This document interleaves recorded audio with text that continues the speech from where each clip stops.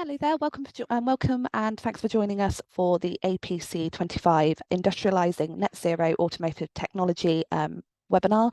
This has been pre-recorded today for you to review whilst you begin your application.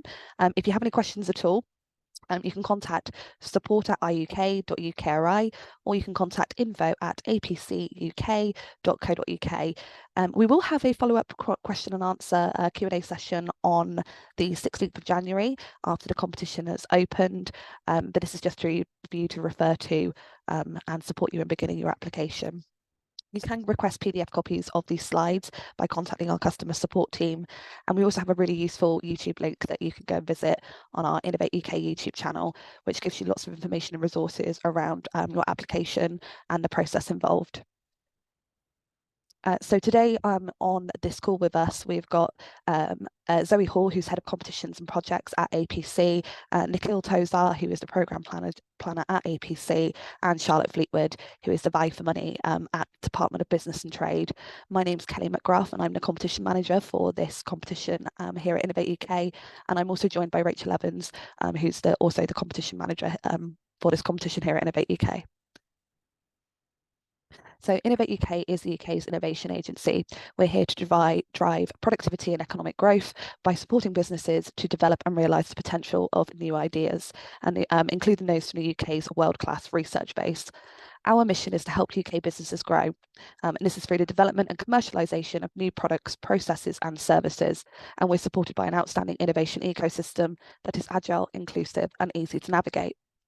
Now, when talking through our mission, it's important to define what we mean by UK business. When we say UK business, we mean a company that has an operating footprint within the UK and contributes to our economy. So, for example, in this context, Nissan can be considered a UK business as it's a legal entity in the UK, it operates in the UK, it contributes to the UK economy, so it's in scope for our programmes, despite being headquartered in Yokohama, Japan. Now, whilst we're here to support companies to de-risk innovation, we're not here to do this innovation for you. We're here to help you realise your ideas, but they do need to be fully formed with a plan to develop and diffuse. I'm now going to hand you over to Zoe, who's going to take you through the scope for this competition. Over to you, Zoe. Wonderful, thank you, Kelly. I'm pleased today to announce the latest CR&D funding round from the Department for Business and Trade, which is delivered by the APC. Next slide, please. So we'll start with a brief overview of the application process. The scope for APC 25 has intentionally stayed largely unchanged from APC 24. We are still looking for collaborative R&D projects that design, develop and manufacture technology that work towards delivering net zero on-vehicle technologies for on and off-road vehicles. Can I firstly draw your attention to the public description? This needs to be a short description in layman's terms for your project, and it needs to be public facing because it will be published. So please make sure that you put some attention into that 100-word piece here. Question 1 is a mandatory question, and it affects where the work is actually going to be carried out on your application. Part 1 then looks at the business case and the benefits of the proposed project, and is covered in questions 2 to 5. Part 2 then addresses the technical innovation, the project management and the risks, and are covered in questions 6 to 8. We then move on and just bear in mind those questions for part 1 and part 2 are assessed by the independent technical assessor panel. When we move to part 3 and to part 4, this is where the Department for Business and Trade appraisers then review your answers. So part 3, questions 9 to 11, focuses on funding and added value. So question 9 is where you download the Value for Money Excel workbook. Question 10 looks at additionality, and question 11, the funding model. And Charlotte will go through this in much greater detail in the session after myself. It is important to note that the DBT appraisers will look at your responses to questions covered in part 1 and part 2, and vice versa. The last question here is question 15, and that's purely a marketing contact, so that both APC and DBT communications team can get to the right person should you be successful. Please be aware that you can submit a previously submitted application once, but not more than once without a material change. Next slide, please, Kelly. So up front here, we have the timeline. Hopefully you are aware of this, but I'd just like to draw your attention to a few things. So first of all, if you're not familiar with the APC collaborative R&D competitions, they run as a two-phase stage. So that means that you have the initial application, which we'll go through in detail today, but then you have a second stage, should you reach the quality threshold for the first. The application deadline is 11 o'clock on the 13th of March, and there are no exceptions. So please ensure all your final application data is uploaded well in advance. We say this every time, and I'm sure Kelly's going to reiterate it later, but pretty much every competition, somebody runs out of time. And if you think about all the hard work that you've done to this point in time, it's really soul-destroying to actually be timed out. So make sure that you're ahead of the game and you actually have everything in place from all collaborators in time. Without labouring the point again, the second stage you can see here is as critical as the first. And the process has changed a little bit from earlier rounds if you've not competed in the last couple. So you'll be notified on the 10th of April if you've reached a high enough initial technical score to proceed to the second stage. You will then have until the 19th of April to respond to a substantial set of questions raised by the DBT appraiser team, which we'll go through in more detail shortly. In addition, there will also be the opportunity to have a phone call around your responses to this. The next deadline is the 26th of April, and you'll provide responses to the questions raised by the technical assessors at this point. You'll then need to switch gears and concentrate on the presentation, which is due on the 3rd of May for the panel interview. And once you submit that, there can be no changes past that point. And you also have to submit the 9 attendees that are going to attend that interview session. I can't stress how many times that consortia have done really well in the first stage and then completely bombed in the second stage, unfortunately. And it's primarily to the fact that they don't put enough resource and time and work as a collaboration to look at these responses. So please make sure that you are fully resourced, that the consortia is working together and plan for success, that you are going to be successful to get to this last stage. Last thing to note is the interview panel. The dates here are commencing the week of the 20th of May. Once you get allocated your slot from Innovate UK, those cannot be moved. So again, make sure everybody has visibility of those timings, please. Next slide, please, Kelly. So on to the scope of this competition. We have circa £25 million of match funding available for this round, and we're looking for collaborative pre-production projects that are late-stage research and development that help accelerate the UK towards a net zero automotive future. The projects can contribute to the UK's strategic aims and direction of travel towards net zero vision, such as the Automotive Council roadmaps. They must deliver on-vehicle technologies or associated manufacturing processes which support this transition to net zero. They must support growth, transition and security of the UK's automotive supply chain, increasing capability whilst improving productivity, efficiency and competitiveness. And they must support through traditional or digitally enabled methods UK R&D scale-up or commercialisation. The decarbonisation of technology, design, development, optimisation and production of subsystems, vehicle systems and delivery of innovation value.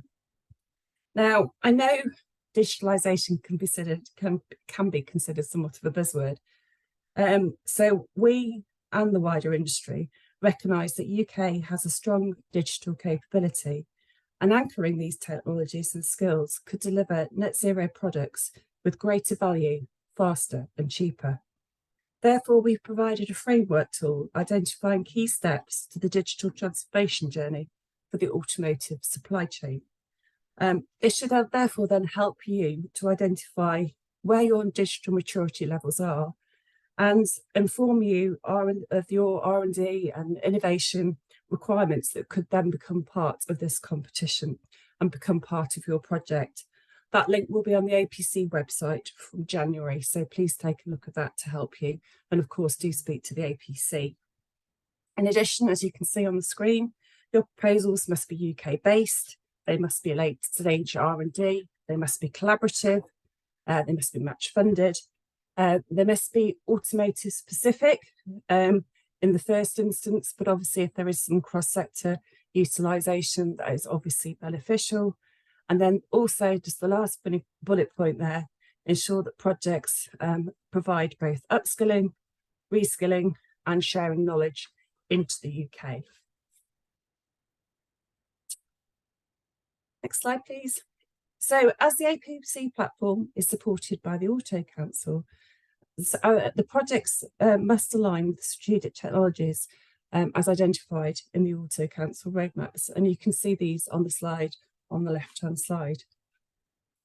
In addition, your projects must also have a grant ask of between 2.5 and 20 million pounds and be match funded. So therefore, if you have partners that are, say, RTOs or academics that are eligible for 100% funding, then you need to pro rata that and balance that out so that the maximum grant intervention is no greater than that 50%. The project duration was also 18 to 36 months.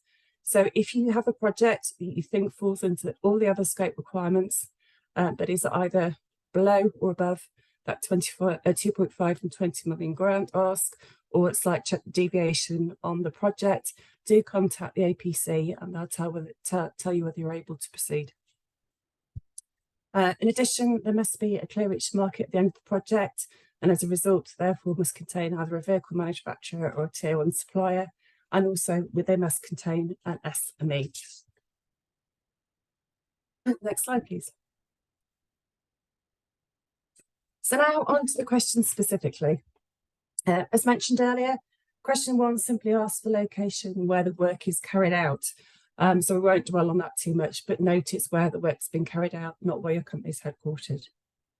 Question 2, we have put the business case front and centre. And here we're looking for a strong description of the business case itself, which should be explained in sufficient depth to understand the justification for undertaking the project and how this project links with your overall organisational strategy. We need to understand the benefits to all the consortia, and these should be clear to be able to understand and justify that collaborative approach, considering both the immediate but also the future benefits beyond the project. We will also ask you to consider if funding digital solutions in this project and how, if you are going to look at that, how they optimise the product development process, manufacturing or product life cycle.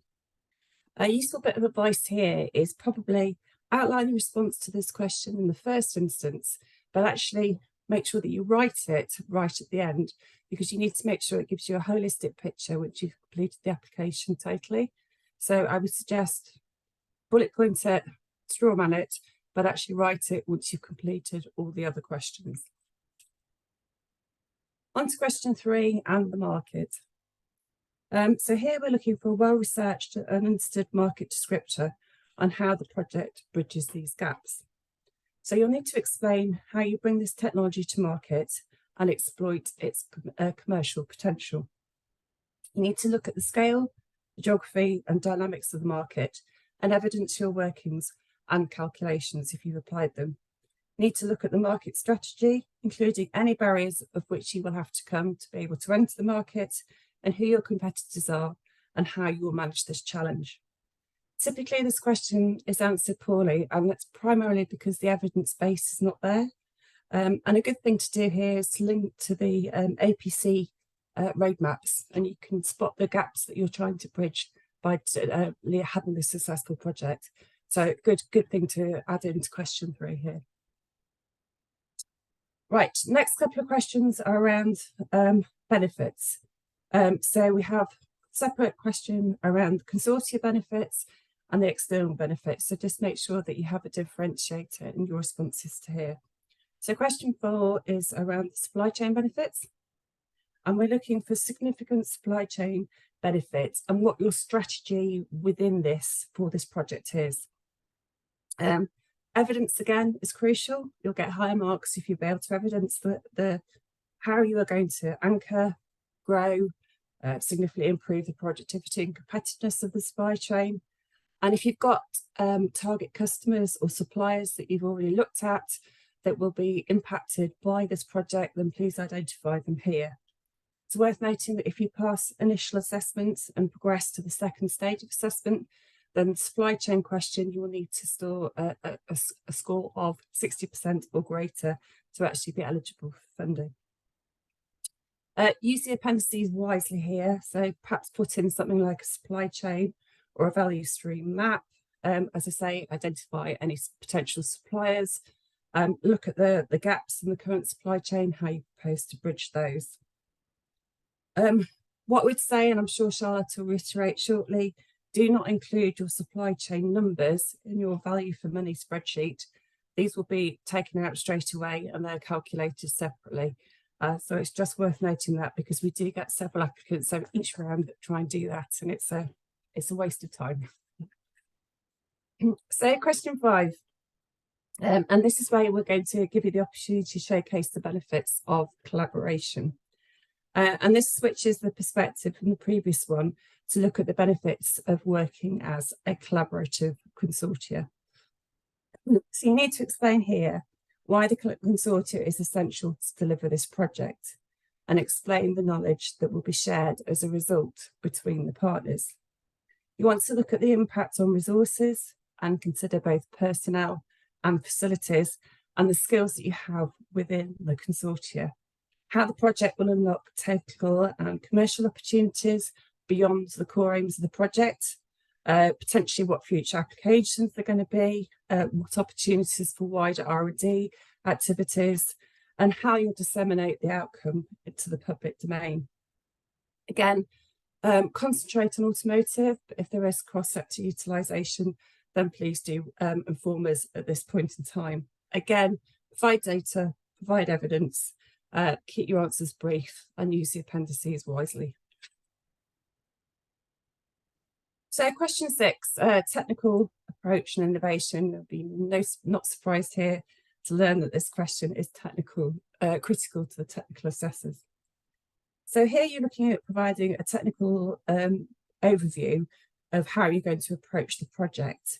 And you need to identify the main objectives for this project, which elements of the project are technically innovative, and how the outcomes will be achieved. So a description is really important here of the entry, design and development status of the elements in the project. And then you need to go through the technical steps to which the outcomes will be realised during the duration of. Evidence, if you're going to quote any proof of concept work that's already been undertaken to demonstrate your entry TRL levels. And you need to look at the technically innovative elements of the project and evidence why they are such.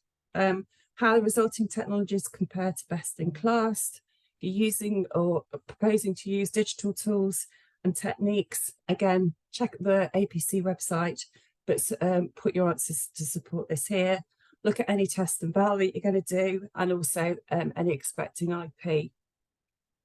What you need to do is you need to convince the technical assessors that what you're proposing is both sensible and achievable. So really critical here that you actually get that message over what you're delivering, what the outcomes are going to be, by who and when. We then move on to the project management piece, and again make sure that you disaggregate between the responses to 6 and to 7 here, and you're looking here at how you're going to define, deliver and exploit your project. So you need to clearly articulate again what the physical outputs and deliverables from this project will be, and quantify where you can. A proposed work breakdown structure with a cost for each work package if you can. A project plan in enough detail to identify significant milestones, gateways, and any links or interdependencies between these. Your approach project management. How you are going to be able to start this project on time. Any sponsors that you need to have within the consortia partner. Project team members, key members here, why they're being utilised within the project, and how escalation will be managed. You have to supply a Gantt chart at this question. Make sure it's visible at 100% zoom, Make sure you've clearly identified test gateways, procurement gateways, and SOP dates to give the assessors complete confidence that you have thought this project through from beginning to end and past project out to SOP delivery. Right, and last question for my area, and that's around risks. And what I would say is this tends to be the question out of all of them that's probably left to the last and therefore probably answered most poorly, and as a result gets the worst marks across questions 2 to 8. What we're looking for here is the risks both from a project life cycle and beyond. So risks to how the project is going to be delivered, but then also risks to the effectual successful exploitation. And the reason why it's answered quite poorly is it tends to be quite generic. It tends to be focused on possibly the lead partner and not the whole collaboration itself. And I think particularly when that is the case, it sort of smacks of the fact that it actually isn't a collaborative project itself. So please make sure that all partners contribute to the risks and that it's clearly thought out. It isn't generic and it isn't an afterthought, because companies do, or so projects do pass or fail based on the responses to this question. So make sure that you answer it properly. So before I hand over, please be rest assured that we are here to help. I've probably given you far too much information, but please do contact the APC team and we can support with any queries that you do have. Thank you very much.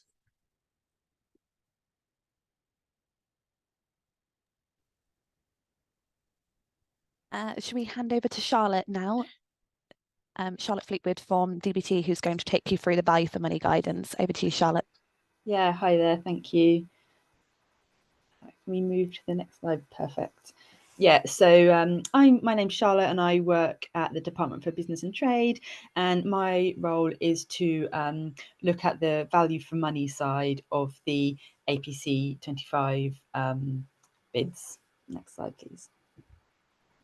So what I'm planning to cover briefly in this presentation is firstly setting out what is value for money, why it matters, why we as government care about it.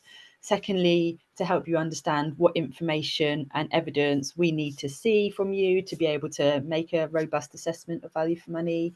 And thirdly, helping you to understand how we'd like you to fill in the value for money workbook. Okay, next slide, please. So value for money overview. Government spending must be good value for taxpayer for the UK taxpayer. We're required that public funding for R&D projects undergoes a value for money assessment and that it meets a minimum threshold.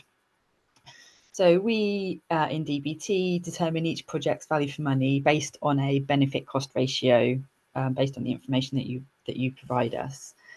So how do we calculate that benefit cost ratio? So it's fairly straightforward. We look at the expected benefits to the UK economy of this project and the cost to the exchequer of the project. So in terms of the benefits, the key benefits that we monetize as part of this process are the jobs that are being created, the CO2 savings, and R&D spillover effects. And we use data from your written application and the value for money workbook to collect that information. I'll talk a bit more about those 3 benefits in a moment. When we've got those benefits, we then make an adjustment for risk, and we also adjust it for additionality. So additionality is the extent to which we think this project would have gone ahead without the funding. And again, we use evidence from your written application, as well as any responses you provide us to our written economic feedback questions to inform those. And I'll say a bit more about risk and additionality in a moment as well. So next is the cost. The cost to the exchequer is, so it's basically the amount of grant that you're asking for is the cost. Okay, so next stage is setting out what information and evidence we need to be able to undertake a value for money assessment. Okay, next slide, please.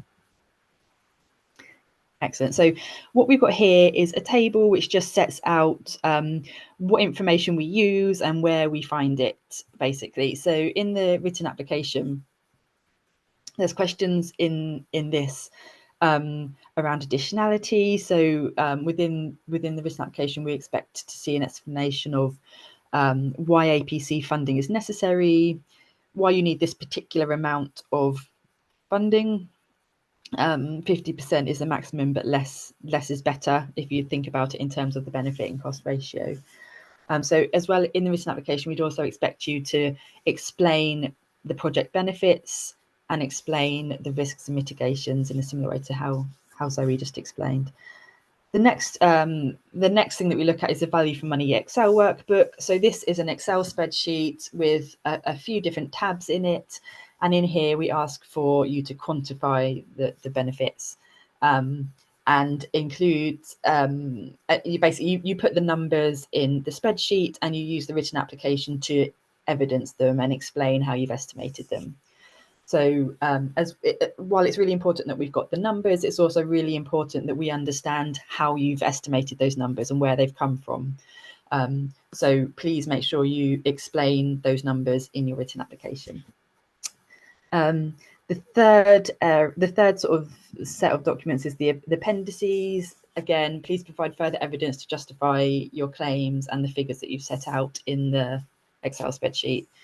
And lastly, the responses to feedback. So we will write to you with some questions of clarification to make sure that we can get all the information we need. And so we will use your responses to inform our assessment. And if we think it's necessary, we might also arrange a phone call to clarify any final points.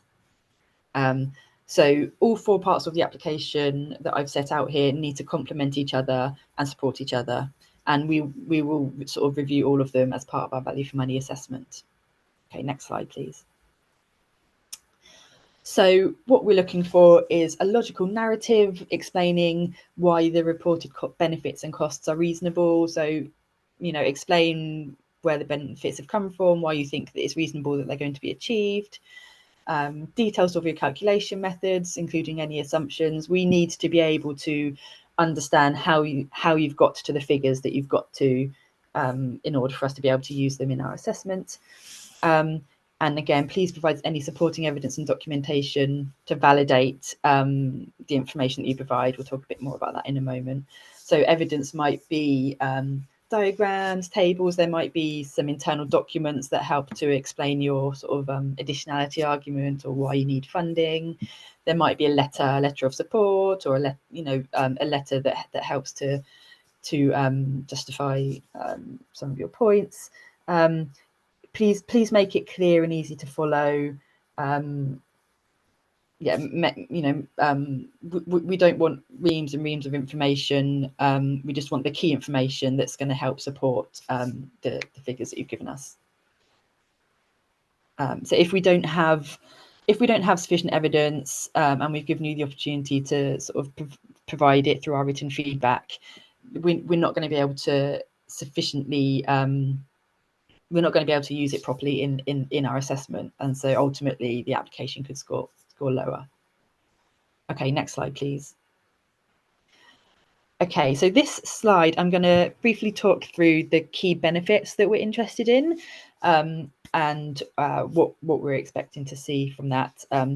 I've broken them down, sort of the three columns of the three benefits, and then we've got the red boxes which explain what information we're looking for from the written application, and then the sort of purpley boxes underneath which set out what information we're looking for in the value for money Excel workbook.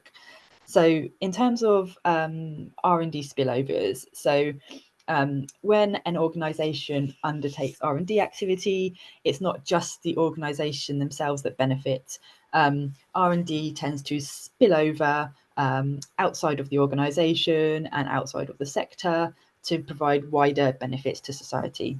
And that's sort of the impact that we're interested in assessing. So in the written application, we'll be looking for information such as, will you be registering IP for the technology? Are you going to share the project results? How are you going to share any project results?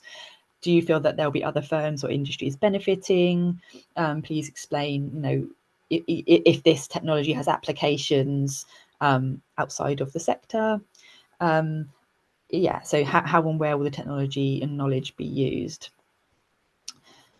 in the value for money workbook with regards to R&D spillovers, there's a tab on spending profiles for the APC grant and your own funds, and also follow up investment after the project. And we split that up into R&D spend and capital. So we're interested in that expenditure. So how much you're spending on R&D during the project, how much you're spending on R&D after the project, explain how those profiles were calculated. We want to know, how that follow-on investment has been estimated, who's going to be spending it, what's it going to be spent on, how is it sort of unlocked by this particular project, and also explain the project impact on TRL and MRL levels. Okay, so the next sort of the second benefit that I'm going to talk through is employment. So your projects are going to create jobs, both directly and indirectly. And so we want to understand specifically the direct jobs that are going to be created as a result of this project. So we look at jobs in terms of jobs that are created as a result of the project. And also jobs that are safeguarded as a result of this project. So by safeguarded, we mean jobs that are at risk of being lost within 12 months if this project didn't go ahead. We want you to tell us what would happen to those jobs without the project. And we really, particularly with regards to the safeguarded jobs, we really need to understand exactly why this project is safeguarding the jobs. The written application has the opportunity to provide all of that detail. There's a question in the written application for that, and in the value for money spreadsheet, there's a tab which has 4 tables in it, where we ask you to provide the number of jobs, as well as information on the postcode location, the NVQ level, and the job title. Please, in the jobs tab, please include the name of the partner that is creating the jobs in the tables as well, so that it's easy for us to see who's creating which jobs. Jobs should be filled in cumulatively in the jobs table. So if you're creating 1 job in year 1, and then there's going to be an additional 2 jobs created in year 2, the figure that you should put in year 2 is 3, because we're assuming that job in year 1 is going to continue for a few years. So please input jobs cumulatively, and as Zoe mentioned earlier, please don't include indirect jobs or supply chain jobs in this table. We're interested only in the direct jobs within the project partners. Okay, CO2 savings is the third one. So how does your technology deliver CO2 emission savings? We want you to explain which vehicles will be displaced by the vehicles that will have this technology in them, and why are they considered the best alternative. So if a consumer is choosing a vehicle, why is this comparator the most appropriate alternative that they would choose? And please, when you're filling this in, ensure consistency with emission regulations, because so in the written application, we ask you to explain all of that, explain why you've chosen, explain the vehicles that are going to be included, explain the comparative vehicles that are going to be included, and explain how you've estimated the figures that you've estimated, which I will explain in a second. So in the value for money workbook, we ask for sales figures of the vehicles that are going to be using the technology and the CO2 savings versus the comparative vehicle. And we want to explain the project's impact on the CO2 savings versus the comparative vehicles. So how much of the saving between the comparator and the project vehicle is as a result of this particular project. Okay, next slide, please. Okay, so a little bit briefly on additionality. We need to understand why APC funding is essential for the project to go ahead. So we don't want to be giving public money to projects that don't need public money. That's not a good use of public money. We want to give public money to projects that otherwise wouldn't happen or wouldn't happen in this particular shape. You need to tell us, there's a question in the written form for you to tell us why you need APC funding, and that might be that you're unable to raise sufficient funds from other sources. If that's the case, in terms of evidence, please provide us with evidence around proof that you've been declined credit, or that proof that you've been unable to raise other funding from other sources. It might be that your project doesn't meet an internal rate of return for internal R&D spend, because, for example, the project is high risk. Please show us the analysis that demonstrates that. Show us why this project doesn't meet that internal rate of return that's required.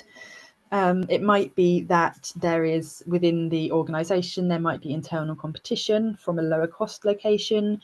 If that's the case, please do provide us with analysis comparing the location options and showing the cost gap, and show us provide us with information on the decision-making process. So what factors are going to be what factors are taken into account when that location decision is being taken, and how APC makes a difference to that. In our assessment of additionality, one of the key things that we look at to help us understand additionality is the counterfactual. So that is, what would happen if you didn't receive APC funding? So would the project not go ahead at all? Would it go ahead on a smaller scale, or would it go ahead to a different time scale? Would the project be undertaken elsewhere, or for example, overseas? Please set out as clearly as you can what would happen in the absence of funding. And please evidence any information that you give us. Okay, next slide, please. So risks. So we need to understand project risks. Obviously, R&D projects are risky by nature. We need to be confident that the main risks have been identified and that you have mitigation strategies in place. So in your written application, you should demonstrate that you've considered the different types of risks. So that might be technological, commercial, route to market, project delivery, and also that you've assessed the impact and developed mitigation strategies. So yeah, we're looking to see that you understand the risks, the key risks, and have strategies in place to mitigate them. Okay, next slide. So the last section of this presentation, I'm going to briefly talk about the value for money workbook to help you understand how to fill it in. Okay, next slide. Thanks. So you need to download your value for money worksheet. It's an Excel spreadsheet, and then upload it. It should be fairly clear when you're going through the application, the point at which you need to do that. Okay, next slide. So this is an example of a tab from the value for money workbook. The grey cells are where you should enter your data. The yellow cells are internal calculation cells. Please don't touch the yellow cells. Please only put your data into the grey cells. The yellow cells will do the calculations, and please don't change any of the calculations or the formulas. Just leave the yellow cells alone. If there's an orange cell, that means that there's a drop-down list that we want you to select an option from. So please don't forget to select those. As I previously said, on the jobs sheet, we require cumulative figures, and there's guidance at the bottom of each tab that provides that sort of information. Any numbers that you put into these grey cells, please explain them in the written application, the relevant question in the written application and or the appendices. Yeah, next slide. Yep, okay, next slide. So there's there's a tab on wider environmental benefits of the proposed project. We ask you to fill this in as much detail as you can. It's not directly feeding into the value for money assessment, but it's important in terms of the long-term direction of the APC competition for us to understand the information that you can provide in these boxes. So please do be as detailed as you can on this one. Okay, next. think that's it. Yeah, that's it from me. Thank you. Thank you so much, Charlotte. Next, I'm going to take you through the eligibility criteria for this competition. So for this competition, the project eligibility, the lead needs to be a UK registered business. The projects must be collaborative. You need to involve at least one UK SME, whether that be as a lead or as a project partner. It must be a minimum of 50% match funded, as Zoe mentioned earlier. You must start on the 1st of November 2024. You must carry out your project within the UK, and you must exploit the results from or within the UK. Your total grant requests must be between 2.5 million and 20 million. Your project length can be between 18 and 36 months. Projects do need to start on the 1st of the month, and this must be stated within your application form, and your project start date will be reflected in your grant offer letter if you are successful. It's also worth noting you must only include eligible project costs within your application, and that the lead must claim grant. If your project's grant funding request or the duration falls outside of our eligibility criteria, you need to provide justification by email to info@apc.co.uk at least 10 working days before the competition closes. APC will decide whether to approve your request, but if you've not requested approval, or your application hasn't been approved by APC, you will be made ineligible and your application won't be sent for assessment. So if your dates or your duration does fall outside of the, your grant funding request or your duration falls outside of the eligibility criteria as displayed on the slides currently, please email info@apc.co.uk. So the level of funding awarded will depend on the type of organisation you are and the type of research that's being undertaken within the project. So IFS does calculate your grant percentage based on the information and the answers that you input. So the funding is very much calculated by the project participant. So funding for research and development projects is split into 3 different categories. We've got feasibility studies, industrial research, and experimental development. This slide shows the 3 research and development categories and the funding available depending on the size of your organisation. So for industrial research, the percentages are 70% if you're a micro or small organisation, 60% if you're a medium-sized organisation, and 50% if you're a large. For experimental development, the percentages are 45% if you're a micro or small, 35% if you're a medium-sized organisation, and 25% if you're a large. For research organisations conducting experimental development, as I mentioned, it's 45, 35, 25%, but those research organisations can also claim 100% up to their eligible costs. There is a full explanation of the categories that can be found via the link that's on the slides currently, and as I mentioned at the beginning of the recording today, you can request copies of these slides via our customer support so that these are nice and easy for you to access.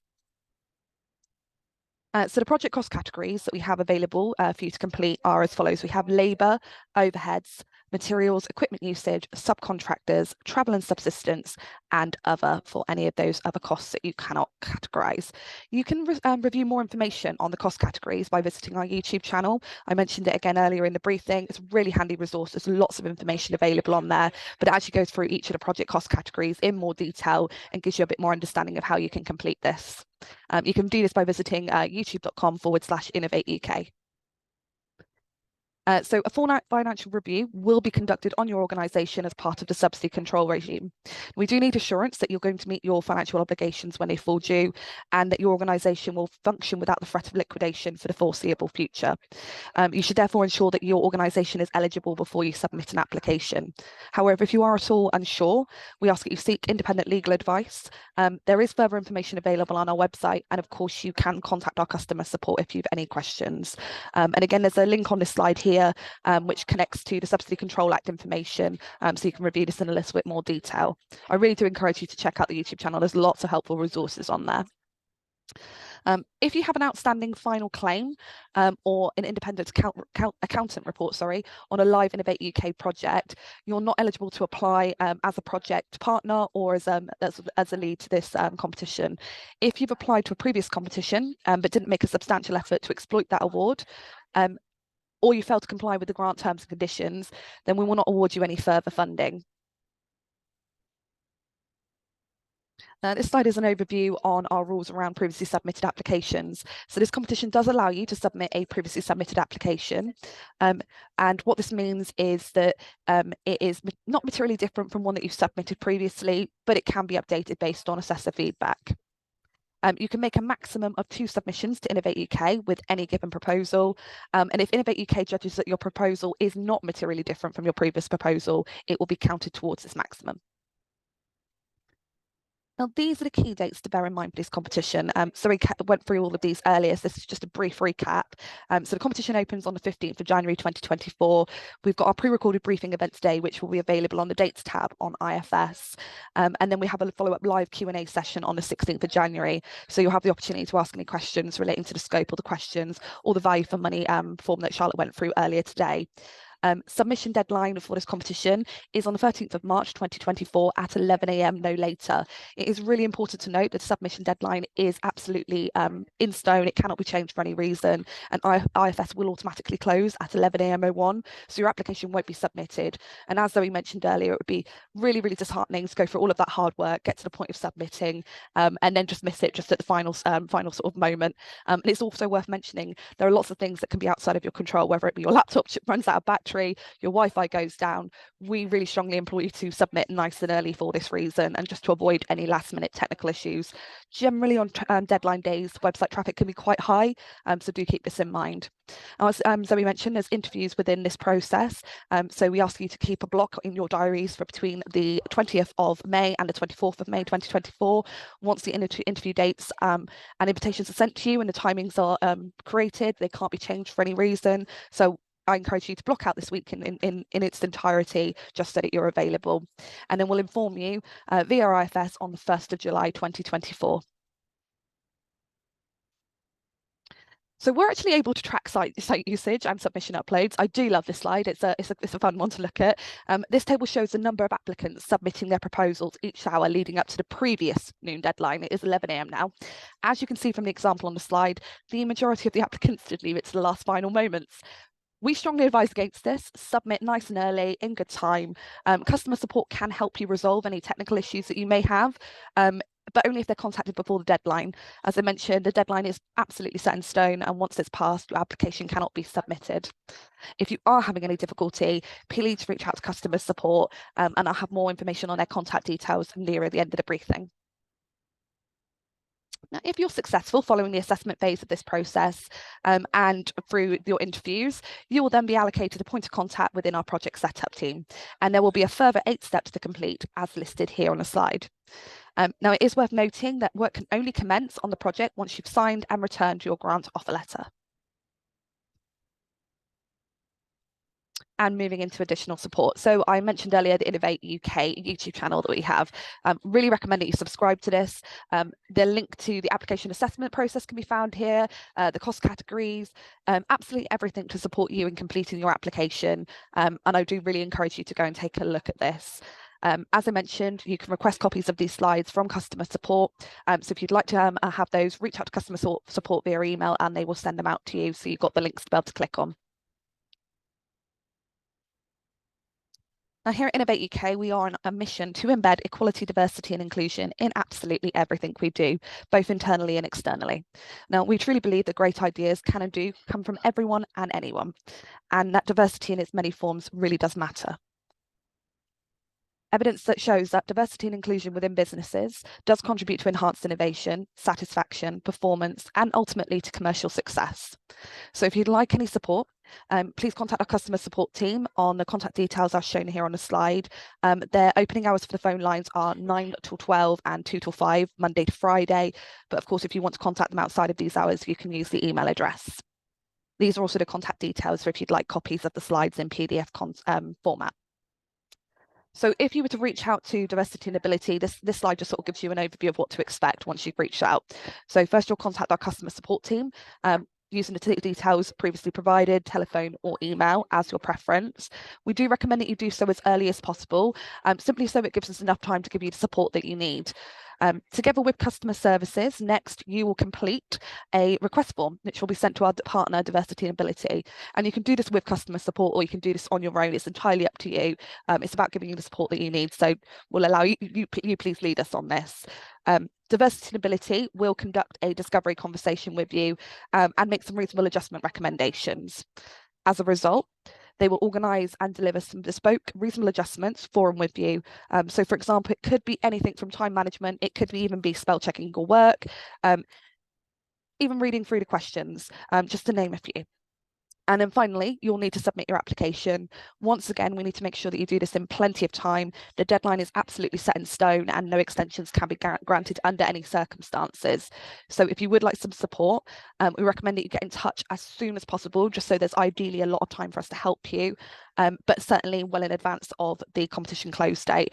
Recommendation is at least 15 working days before the deadline, just so there's enough time, but ideally as soon as possible. Innovate UK Edge is a key part of Innovate UK's deep investment in pioneering businesses that drive economic growth. It's a publicly funded service available to all high potential small to medium sized innovation driven companies, and this includes Innovate UK grant winners. The link to the YouTube video is provided here on the slide, so you'll be able to go and view a bit of information about this, and you can contact Edge as well, Innovate UK Edge, via the contact details in the bottom right of the slide currently. So if you receive an award, you will be contacted about working with an innovation and growth specialist at Innovate UK Edge. These specialists focus on growing innovative businesses and ensuring that projects contribute to their growth. And it is subject to eligibility, and it is currently in all nations and regions outside Scotland, but I do encourage you to go and take a look at their website. And this moves me on quite nicely to our contact slide. Really thank you for listening to us today. There will be the follow-up Q&A on the 16th of January. But if you have any questions in the meantime, you can contact info@apc.co.uk, or you can also reach out to our customer services team. Their contact details are all currently on the slide for you to make a note of. And we've also got handily the Innovate UK website, the Innovate UK KTN, and the Innovate UK Edge website here for you to refer to. I'd like to invite my colleagues to jump back on the call just to say their goodbyes. And again, thank you all for listening to us today. And just if there was any final words that you'd like to add.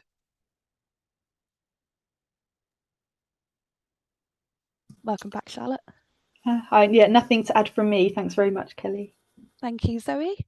No, nothing from us. Obviously, do contact if you've got any questions, and we're here to support. Thank you very much. Absolutely. Best of luck in your application. And yeah, best of luck. Take care.